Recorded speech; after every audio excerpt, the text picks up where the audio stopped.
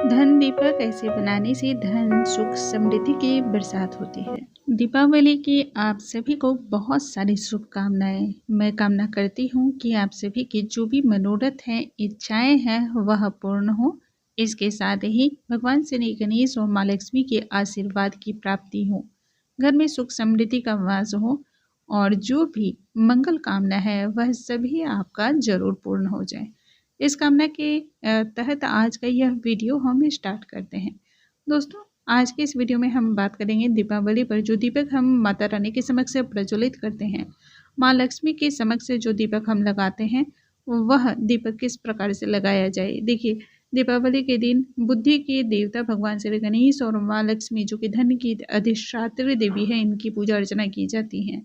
इसलिए यदि धन की प्राप्ति करना चाहते हैं तब दीपक को सही तरीके से प्रज्वलित करना भी उतना ही ज़्यादा आवश्यक है। माँ लक्ष्मी की प्राप्ति के लिए यानी कि धन का दीपक लगाने के लिए कई तरीके हम अपनाते हैं और उनमें सबसे ज़्यादा प्रभावशाली जो तरीका होता है, आज उनकी हम बात करने वाले हैं। आइए जानते हैं माँ लक्ष्मी के समक्ष दीपक हमें किस प्रकार से लगाया जाता है।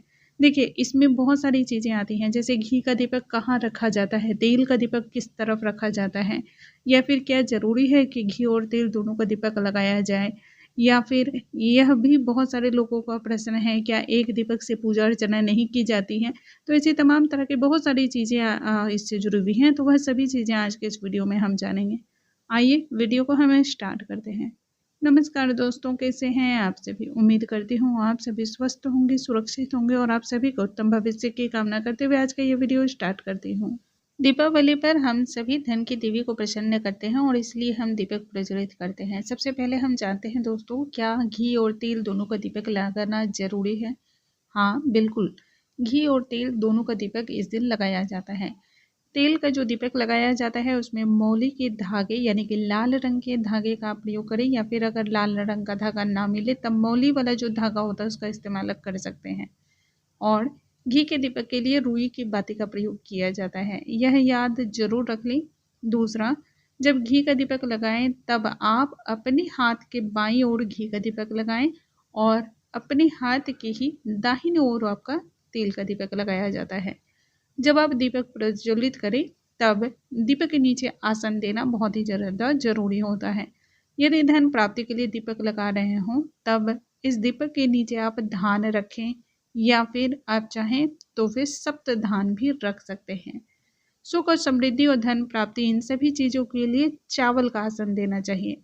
यदि घर में खुशियों की बरकत चाहते हो या फिर सुख संपदा के साथ ही घर के लोगों का वातावरण आपसे प्रेम बना रहे, ऐसी ख्वाहिश हो तब पुष्प का आसन देना चाहिए। तो इस प्रकार से दीपक में आसन देना बहुत ज़रूरी है। दीपक जलाते समय एक मंत्र का भी आपको जाप करना चाहिए उस समय दीपक जलाते समय, और उसी समय आपको यदि कोई विशेष मनोकामना है तो भी उसका ध्यान करना चाहिए। दीपक जलाते समय बोली गई मनोकामना जल्द पूर्ण होती हैं। सबसे पहले दीपक जलाने का हम मंत्र जान लेते हैं। शुभम करोति कल्याणम आरोग्यम धन संपदाम शत्रु बुद्धि विनाशाय दीपम ज्योति नमोस्तुते।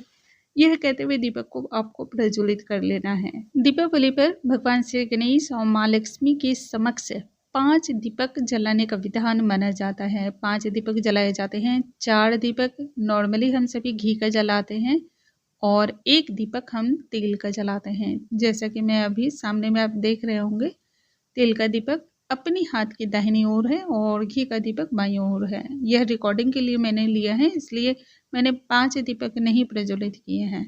तो इस प्रकार से आपको 5 दीपक जलाने का विधान माना जाता है।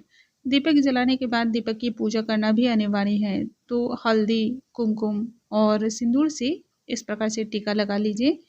दीपक में 2 लौंग यदि डाल के प्रज्वलित करते हैं तो मनोकामना जल्द पूर्ण होती है। घर में सकारात्मक ऊर्जाएं भी इससे बनती हैं। दीपक प्रज्वलित करने के बाद उसमें थोड़ी सी शक्कर या फिर बतासा जरूर डालें। धन की प्राप्ति के लिए जो दीपक जलाया जाता है उसका विधान अब हम जान लेते हैं। यह तो वो दीपक मैंने बताया जो नॉर्मली सभी लोग माँ लक्ष्मी के समक्ष से प्रज्वलित करते हैं, लेकिन खासकर आप धन प्राप्ति के लिए दीपक प्रज्वलित कर रहे हो तब उस दीपक के बारे में भी आपको पता होनी चाहिए। धन प्राप्ति के लिए जौ का आटा ले, उसमें थोड़ी सी हल्दी मिला करके और फिर आटे को गंगा जल डाल करके और गूंथ लें अच्छी तरह से। गंगा जल ना मिले तब दूध पानी में मिला करके उससे आटे को गूंथ लें।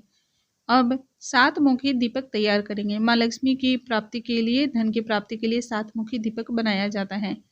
तो 7 मुखी दीपक आप लगाएं। 7 मुखी दीपक लगाने के बाद आप उसे आसन दें। आसन में मैंने जैसे अक्षत का प्रयोग किया है।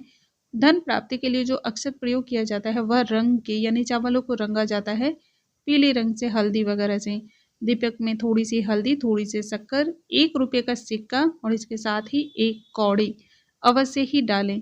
आप चाहे तो इसमें धनिया भी डाल सकते हैं। उसके बाद महालक्ष्मी के मंत्रों का जाप करते हुए आपको दीपक को प्रज्वलित करना है और उनसे अपनी कामना भी उसी समय आपको बोलनी है। दीपक प्रज्वलित करने के साथ ही हम दीपक को सबसे पहले पूजा करेंगे। तो अष्टकन चंदन वगैरह लगाने के बाद हम पुष्प समर्पित करेंगे और यहीं पर वस्त्र के स्वरूप में आप कलावा समर्पित कर दें। इस प्रकार से आपको माँ लक्ष्मी की प्राप्ति के लिए दीपक जलाने का विधान माना जाता है। दीपक जब भी आप माँ लक्ष्मी के समक्ष लगाएं तब प्रदोष काल का बेला हो, यह खास तौर पे याद रखें। मैंने रिकॉर्डिंग के लिए बनाया है तो बहुत ही छोटा सा दीपक बनाया है। आप इतने बड़े साइज का दीपक बनाएं जो पूरी रात्रि जलता रहे। देखिए, संपूर्ण रात्रि में जो जलता हुआ दीपक होता है ना, उससे माँ लक्ष्मी प्रभावित होती हैं। इसके बारे में एक कथा भी आप जानते होंगे कि एक बुढ़िया माई थी। बुढ़िया माई जो है बहुत ही गरीब थी, लेकिन बहुत मेहनती थी और बहुत निर्धन थी। माँ लक्ष्मी जब भूलोक पर विचरण करने के लिए आती है, टहलने के लिए आती है, तब वह देखती है पूरे नगर में अंधेरा ही अंधेरा है और महालक्ष्मी को समझ में नहीं आता है कि वह किस घर में प्रवेश करें। तभी उन्हें दिखाई देता है दूर से एक टिमटिमाती हुई रोशनी दिखाई पड़ रही है और उस रोशनी की दिशा में ही माँ लक्ष्मी आगे बढ़ जाती है। जब नजदीक जाती है तो देखती है एक छोटी सी झोपड़ी है, उसमें एक दीपक जल रहा है और एक बुढ़िया माई है जो चरखे को काट रही है।